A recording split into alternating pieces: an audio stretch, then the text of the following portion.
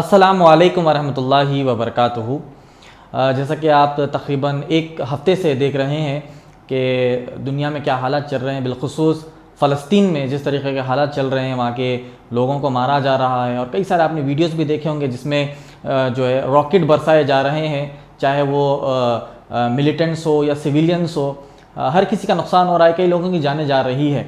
ये फ़लस्तीन और इज़राइल का जो मसला हम सदियों से देखते आ रहे हैं, उसका एक ब्रीफ हम जानने की कोशिश करेंगे। इसकी वजह ये है, ये बताने की वजह ये है कि कई सारे लोगों को आज भी पता नहीं है कि मस्जिद अल अक्सा की हुर्मत क्या है, और जो है फ़लस्तीन कौन सी जगह पर है, और इज़राइल का क्या मामला है। ये दोनों मुल्क कह लो या फिर आप दोनों जगहें कह लो या एरियाज़ कह लो, ये एक दूसरे से क्यों भिड़ते रहते हैं, एक दूसरे को क्यों जो है एक दूसरे पर हमला करते हैं। इसको जानने के लिए तारीख़ हमको जानना होगा। मैं ये कोशिश करूँगा कि इंशाअल्लाह शॉर्ट में इसको एक्सप्लेन करने की आपको जो है ज़्यादा से ज़्यादा कोशिश करूँगा इंशाअल्लाह। सबसे पहले हमको ये जानना चाहिए कि इज़राइल ये जो कंट्री बनाई गई है, जिसका प्राइम मिनिस्टर है बेंजामिन नेतन्याहू, ये कंट्री जो है कैसे फॉर्म में आई, ये कंट्री कैसे बनी। 1948 से पहले ये इस तरीके से कन्फ्लिक्ट चलते रहते थे। और जैसा कि हिटलर, आप और हम जानते हैं, हिटलर एक ईसाई होते हुए यहूदियों को उसने किस तरीके से क़त्ल किया था। 6 मिलियन ज्यूज़ को उसने क़त्ल किया था हिटलर ने। जब वो क़त्ल कर रहा था तो यहूदी जो है कई सारे देशों में भटक रहे थे, भाग रहे थे अपनी जान को बचाने के लिए। और कई सारे यहूदियों ने फ़लस्तीन में पनाह ली। और फ़लस्तीन में जब 100% जो है मुसलमानों का वहाँ पर कब्ज़ा था, और हम जैसा हम जानते हैं कि मुसलमान जो है रहम दिल होते हैं, हर किसी की मदद करने की कोशिश करते हैं, उसी के मद्देनज़र रखते हुए मुसलमानों ने यहूदियों को पनाह दी, बचाया 1948 से पहले। उसके बाद ये हुआ कि कन्फ्लिक्ट होना शुरू हो गया। कई बार आप लोगों ने सोशल मीडिया पर एक तस्वीर देखी होगी जिसमें जो एक आदमी बेड पर सोता है और कुत्ता जो है नीचे सोता है, और थोड़ी देर के बाद कुत्ता बेड पर आ जाता है और वो बेड को घेर लेता है और आदमी को नीचे कर देता है। तो वही हालत हो गई। मुसलमानों ने यहूदियों को पनाह दी, बचाया, उनकी जान बचाई। उसके बाद यहूदियों ने उस एरिया को कब्जा करना शुरू कर दिया, क्योंकि वहां पर उसकी एक बड़ी वजह है। मैं वजह इंशाल्लाह आपको आगे बताऊंगा। बाद में ये होगा 1948 में, जैसा कि आप यहां देख सकते हैं, 1948 में यूएनओ ने देखा, यूनाइटेड नेशंस ने देखा कि भाई ये अब दोनों लड़ रहे हैं, तो इनका क्या मसला किया जाए। तो 14 मई 1948 को यूएनओ ने क्या किया, एक रेजोल्यूशन कर दिया, एक सोल्यूशन दे दिया।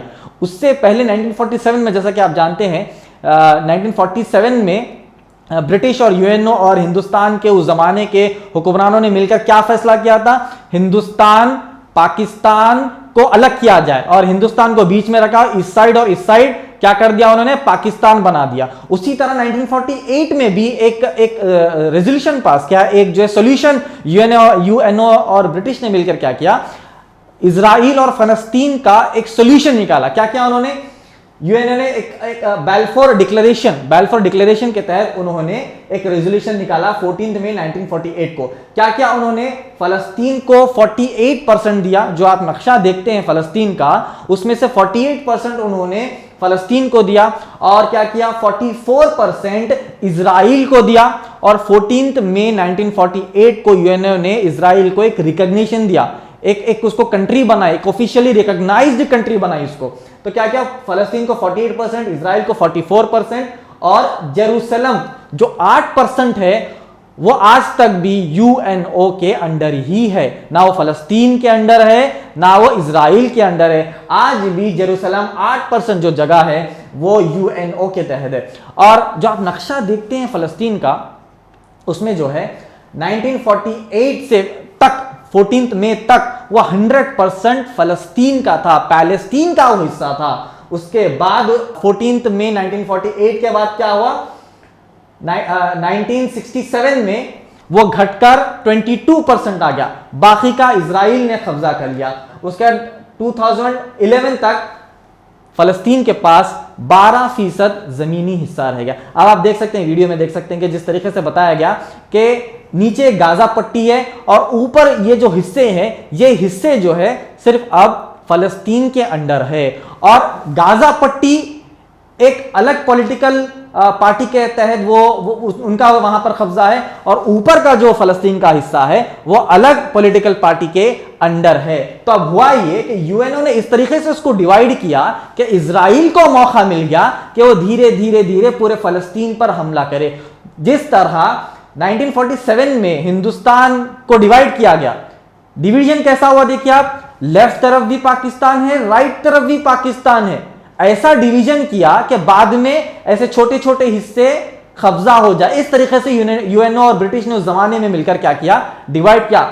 हाँ बेशक जब हम यूएनओ और ब्रिटिश कहते हैं उसमें बात यह भी आती है कि उस जमाने के पॉलिटिकल लीडर्स की मर्जी से ही कई सारे डिक्लेरेशंस, कई सारे रेजोल्यूशंस को साइन करते हुए इस तरीके का डिवीजन हुआ उस जमाने में। उसके बाद क्या हुआ, 1971 में हमारा जो ईस्ट पाकिस्तान था वो क्या हो गया, बांग्लादेश बन गया। खैर वो अलग बात है। अब 1948 में जो यूएनओ ने इस तरीके, बताना ये है कि यूएनओ इस तरीके से डिवाइड कर देता है, ब्रिटिश से मिलके इस तरीके से डिवाइड कर देता है कि जो है कब्जा करने वालों को आसान हो जाए कब्जा करने के लिए। तो फलस्तीन को भी ऐसा डिवाइड किया, नीचे का थोड़ा हिस्सा जो है फलस्तीन को दिया, फिर छोटे टुकड़े टुकड़े टुकड़े टुकड़े टुकड़े कर कर फलस्तीन को हिस्सा दिया ताकि इजराइल उस पर आसानी से कब्जा करे। अब आप देखिए मिसाल के तौर पर आप फलस्तीन में यहां एक जगह ठहर के सीधा जाएंगे, बिल्कुल स्ट्रेट पट्टी पर जाएंगे तो आप बीच में आपको फलस्तीन मिलेगा, फिर एक 4 किलोमीटर के बाद इजराइल मिलेगा, फिर स्ट्रेट पट्टी पर जाए, फिर 4 किलोमीटर फिर फलस्तीन, इजराइल फलस्तीन, इजराइल फलस्तीन, ऐसे ही स्ट्रेट पट्टी पर मिलेगा। यानी टुकड़े टुकड़ों में जो है इजराइल और फलस्तीन को यूएनओ और ब्रिटिश ने मिलकर बांट दिया। अब मैं वही बता रहा था कि आपको 1948 में फलस्तीन जो है 48% था, 67 में 22% हो गया, 2011 10 साल पहले 12%, हो सकता है कि 10 साल के बाद 2021 में हो सकता है कि वो 8% पर बढ़ जाए। तो ये था कन्फ्लिक्ट इजराइल और फलस्तीन का। इसको कन्फ्लिक्ट भी नहीं कहेंगे, कन्फ्लिक्ट की बात भी नहीं कही जाएगी, जैसा कि मैंने कन्फ्लिक्ट लिखा, कन्फ्लिक्ट भी नहीं कहेंगे इसको जो है क्रिमिनल हिस्ट्री कहेंगे। किसी ने कहा कि इजराइल के पास जो है कन्फ्लिक्ट, इजराइल और फलस्तीन की कन्फ्लिक्ट नहीं है, इजराइल की सिर्फ क्रिमिनल हिस्ट्री है। जिस तरीके से उसने हमला किया और जिस तरीके से जमीन को घेर लिया, जमीन पर कब्जा कर लिया, फलस्तीनियों को आज भी वो तकलीफ दे रहे हैं। खैर ये हो गई छोटी सी बिल्कुल ब्रीफ में हिस्ट्री कि किस तरीके से यूएनओ, ब्रिटिश, इजराइल ने मिलकर फलस्तीनियों पर, फलस्तीनियों की जमीन को कैसे हड़पा है। अब आप देखिए जो लेटेस्ट हमला एक हफ्ते से हम देख रहे हैं इंटरनेट पर, जिस तरीके से अब आप वीडियोस देख रहे हैं, फोटोग्राफ्स देख रहे हैं, किस तरीके से हमला हो रहा है, चाहे वो मस्जिद अल अक्सा में हो, चाहे गाजा में हो, चाहे इजरायली सिविलियंस पर हो या इजरायली आर्मी पर हो। छोटी सी इसकी बात हिस्ट्री बता देता हूं। हिस्ट्री क्या है, छोटी सा लेटेस्ट इंफॉर्मेशन दे देता हूं कि वहां पर जेरूसलम में एक एरिया है जिसका नाम है शेख जर्रा। शेख जर्रा जो है इसकी तारीख ये है कि 150 साल पहले फिर ब्रिटिश ने इसको खरीद कर यहूदियों को दिया था 150 साल पहले। अभी आज वहां पर तकरीबन 500 के करीब जो है फलस्तीनियों के घर है, फलस्तीनियों के घर है शेख जर्रा में। तो अब लेटेस्ट क्या हुआ, इजरायली सुप्रीम कोर्ट ने यह डिक्लेरेशन दे दिया कि यह शेख जर्रा जो एरिया है अब वो यहूदियों की है। अब ये ऑर्डर दे दिया कि वहां पर जितने भी फलस्तीनियां उनको निकाल दो, उनके घर तोड़ दो। जैसा ही ऑर्डर पास हुआ तो अब जैसा ऑर्डर पर अमल करना शुरू किए, वहां पर जो है रिवोल्ट होना शुरू किया कि भाई ये हमारी जगह है। अब आप 150 साल पुरानी बात जो है खरीद के वो लिए थे, वो 150 साल किया, तो लेटेस्ट तो हम रह रहे हैं, हमारे घर के कागजात हमारे हैं यहाँ पर, तो लिहाजा आप कैसे हमको हटा सकते हैं। वहां पर एक कन्फ्लिक्ट शुरू हो गया। अब ये कन्फ्लिक्ट जैसे शुरू हुआ कि इजरायली आर्मी को मालूम थी कि भाई अब रिवोल्ट तो हो गई, तो उन्होंने क्या किया, मस्जिदों के अतराफ जो है वहां के एरिया में, जेरूसलम के अतराफ क्या है, आप आर्मी लगा दिया। अब आप ये देखिए कि फलस्तीनियों के पास कोई आर्मी नहीं है, फलस्तीनियों के पास कोई रॉकेट बम, गोला बारूद, आयरन बम, कुछ भी ऐसा नहीं है। अब उनके पास सिर्फ क्या है, पत्थर। अब जैसे ही सामने से अटैक होता है, ये लोग जो है क्या करते हैं, पत्थर बरसाते हैं। जैसे ही पत्थर बरसाते हैं, वहां से रबर बुलेट फायर होती है, वहां से हैंड ग्रेनेड फायर होता है, वहां से जो आंसू गैस फायर होता है। और उस तरीके के हम वीडियोस देखते हैं कि कई सारे नौजवान पत्थर फेंक रहे हैं, आर्मी वाले जो है रबर बुलेट मार रहे हैं, जो आंसू गोले मार रहे हैं और हैंड ग्रेनेड मारकर उनको डिस्पर्स कर रहे हैं। ये आप देखते हैं वीडियोस में। अब लेटेस्ट मसला यही है कि शेख जर्रा के एरिया से फलस्तीनियों को निकाला जा रहा है। उसके रिवोल्ट में आपने तमाम तस्वीरें, तमाम वीडियोस देखे, ये लेटेस्ट है। असल चीज क्या है, असल चीज़ ये कि यहूदियों का मंशा, यहूदियों की प्लानिंग ये है कि जितना भी टुकड़े हैं, अब जैसा गाज़ा पट्टी हो या फिर जेरूसलम के आसपास जो है वेस्ट इज़राइल है, वो पूरा वेस्टर्न इज़राइल, उस पर पूरा कब्जा कर उसको ग्रेटर इज़राइल बनाया जाए, पूरा मुकम्मल यहूदी कंट्री बनाया जाए। ये उनका टारगेट और मकसद है। अभी बच क्यों रहे हैं? 8% जेरूसलम जो है वो यूएनओ के अंडर है सर।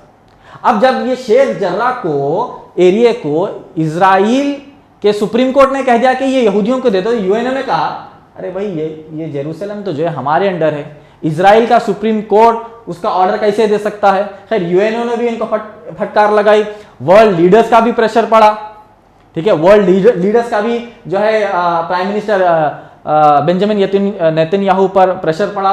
उसके बाद अब जो शेख जर्रा को खाली कराना शुरू करे, उनके घर तोड़ना शुरू करे, तो पूरा कन्फ्लिक्ट आप देखते हैं। मकसद ये है कि सबको खत्म किया जाए या फिर भगा दिया जाए और ग्रेटर इज़राइल बनाया जाए। अब आप देखेंगे कि ये जेरूसलम जो एरिया है, जो 8% है, हम कहेंगे कि असली फ़लस्तीन का 8% है, अभी जो इज़राइल जिसे कहा जाता है, वो किसके लिए इंपॉर्टेंट है, किसके लिए हुर्मत वाली जगह हैं? सबसे पहले आप देखिए यहूदियों के लिए।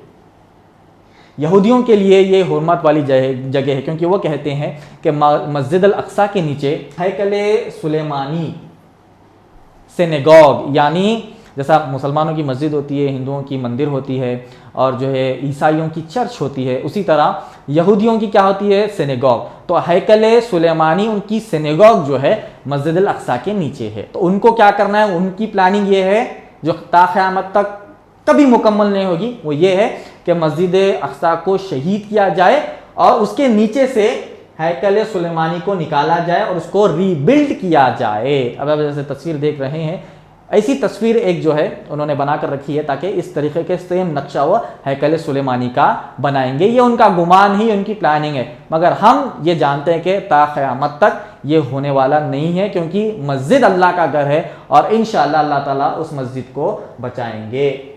दूसरा, वो जो है ईसाइयों की भी जो है हुर्मत वाली जगह, क्योंकि वो कहते हैं कि ईसा अलैहिस्सलाम जो है जेरूसलम में पैदा हुए, जो 8% यूएनओ के अंडर है। ये ईसा अलैहिस्सलाम जेरूसलम में पैदा हुए, ठीक है, और उनकी जो है वहीं से वो उठाया गया। हम मुसलमानों का अकीदा है, ईसाइयों का अकीदा है कि वहीं पर वो क्रूसीफाई कर दिए गए हैं, जो गलत बात है। ये हो गया ईसाइयों का, ये कहते हैं कि ईसा अलैहिस्सलाम की पैदाइश की जगह। अब आ जाइए मुसलमानों की भी वो हुर्मत वाली जगह है। एक मस्जिद है वो मुसलमानों की, जो तामीर की गई है। उसके बाद मुसलमानों के लिए वो सबसे पहला क़िबला था।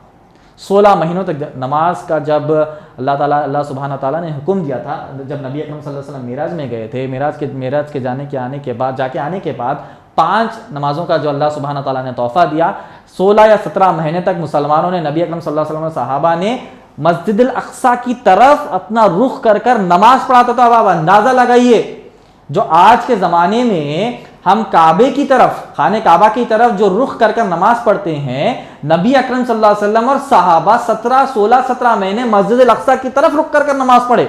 तो इतनी बड़ी हुर्मत वाली हमारे लिए वो मस्जिद है और वो जगह है। तीसरा, क़यामत से पहले जो है जब दज्जाल आएगा, तो दज्जाल जो है दुनिया में हर जगह घूमेगा, मगर वो मस्जिद अल अक्सा में दाखिल नहीं हो सकता है। चौथा, नबी अकरम सल्लल्लाहु अलैहि वसल्लम ने कई सारे अंबियाओं को, रसूलों को, नबियों को, इब्राहीम अलैहिस्सलाम, मूसा अलैहिस्सलाम, ईसा अलैहिस्सलाम को मस्जिद अल अक्सा में बाजमात नमाज पढ़ाई थी, इमामत कर। तो नबी अकरम सल्लल्लाहु अलैहि वसल्लम ने नमाज पढ़ाई कई सारे नबियों को, रसूलों को लेकर। वो जगह है मस्जिद अल अक्सा, इतनी हुर्मत वाली जगह है।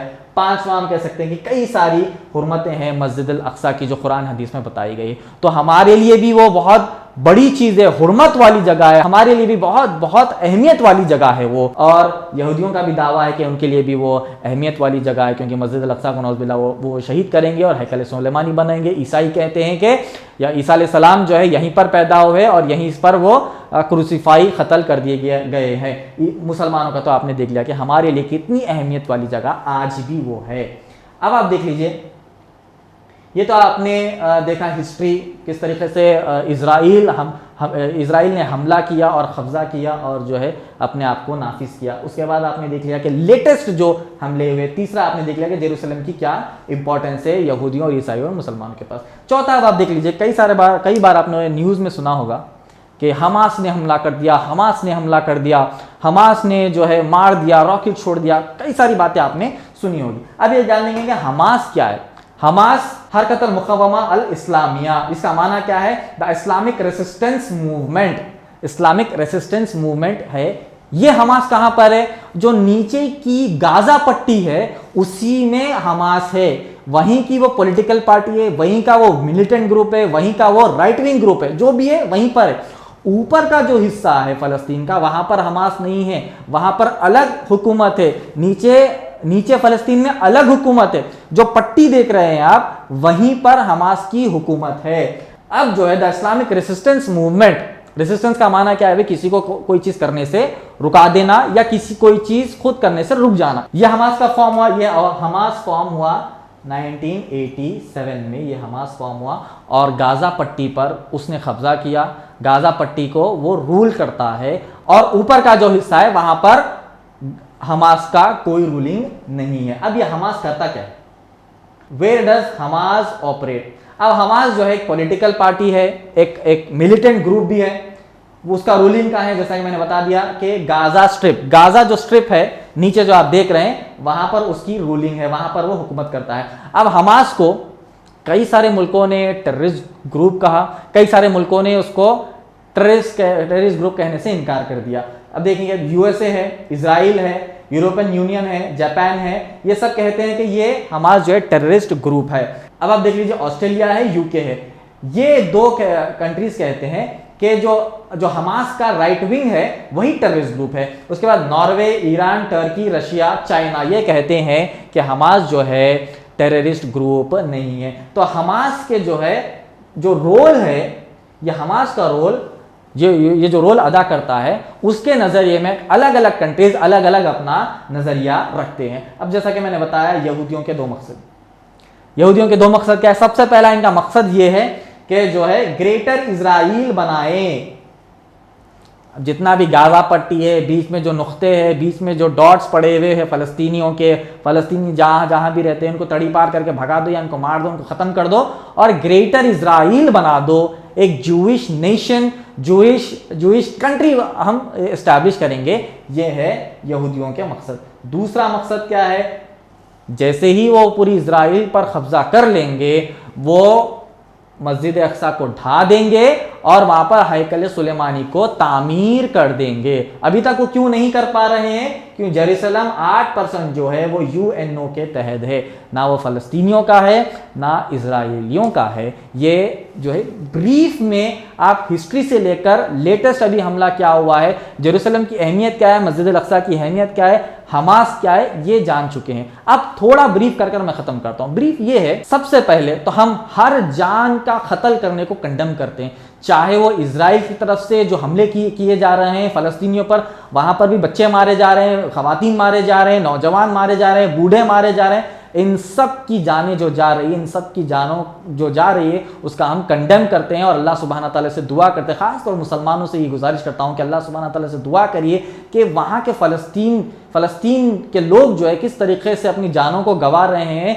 मस्जिद अल-अक्सा की हिफाजत के लिए। अल्लाह ताला उन्हें सब्र दे, अल्लाह सुब्हाना ताला उन्हें ताकत दे और अल्लाह सुब्हाना ताला ऐसी ताकतें भेज दे ताकि दुनिया में अमन आ जाए और वहाँ पर जितने लोग मर रहे हैं उनकी जानों की हिफाजत हो जाए। अल्लाह सुब्हाना ताला मस्जिद अक्सा की हमेशा हिफाजत करे। अल्लाह सुब्हाना ताला इन सब लोगों की हिफाजत करे। अल्लाह सुब्हाना ताला जो इस्लाम के दुश्मन है उनको हिदायत दे दे, सही रास्ते पर ला ले, या फिर अगर वो हिदायत पाने वाले नहीं है तो उनको अल्लाह सुब्हाना ताला ख़त्म कर दे, इस दुनिया से रुखसत कर दे ताकि दुनिया में अमन कायम हो।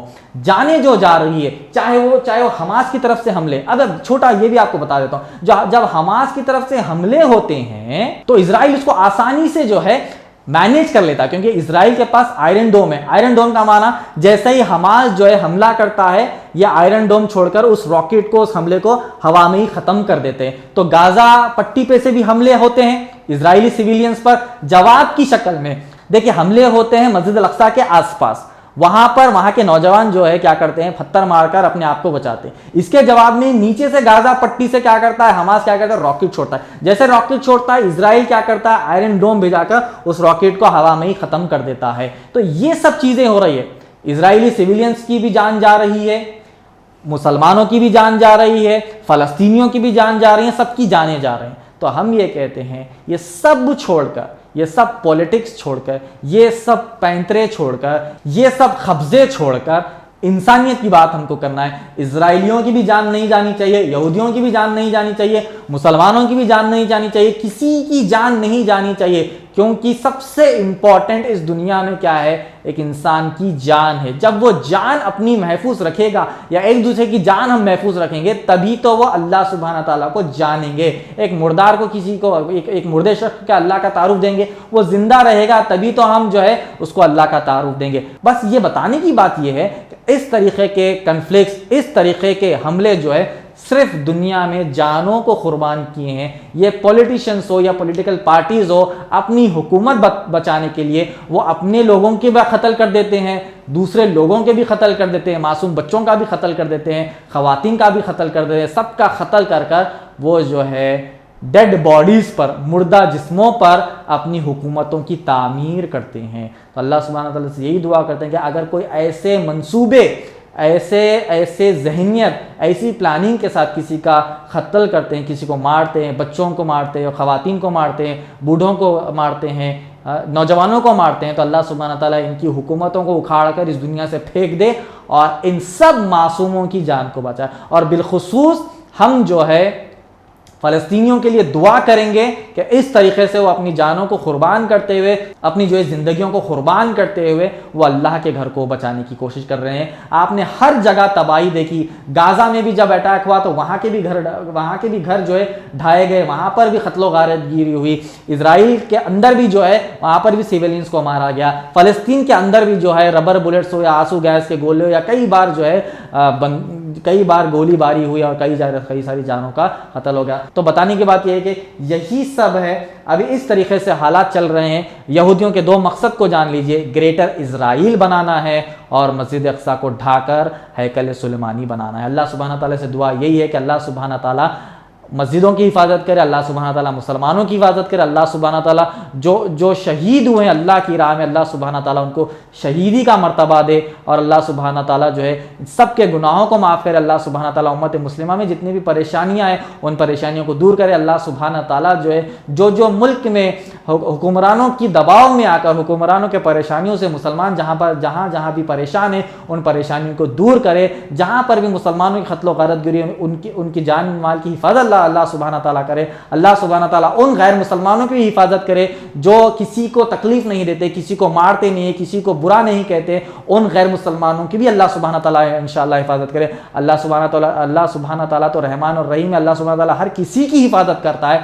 यही दुआ है कि जो शर पसंद लोग हैं, शर पसंद हुक्मरान हैं, जो है लोगों की, मासूम लोगों की डेड बॉडीज के ऊपर अपनी जो है पॉलिटिकल रिजीम चलाते हैं, एक लॉबी चलाते हैं, उनके लॉबियों का अल्लाह सुब्हाना ताला निस्तो नाबूद और बर्बाद कर दे और इन मासूमों की जान और माल की हिफाजत करे। ये तभी होगा जब हम अल्लाह सुब्हाना ताला की इबादत सच्चे दिल से और उसी तरीके से करेंगे जिस तरीके से अल्लाह सुब्हाना ताला ने करने का हुक्म दिया है, नबी अकरम सल्लल्लाहु अलैहि वसल्लम ने करने का हमको हुक्म दिया है। जज़ाकल्लाह खैर व आखिरु दावाना अनिल हम्दुलिल्लाहि रब्बिल आलमीन।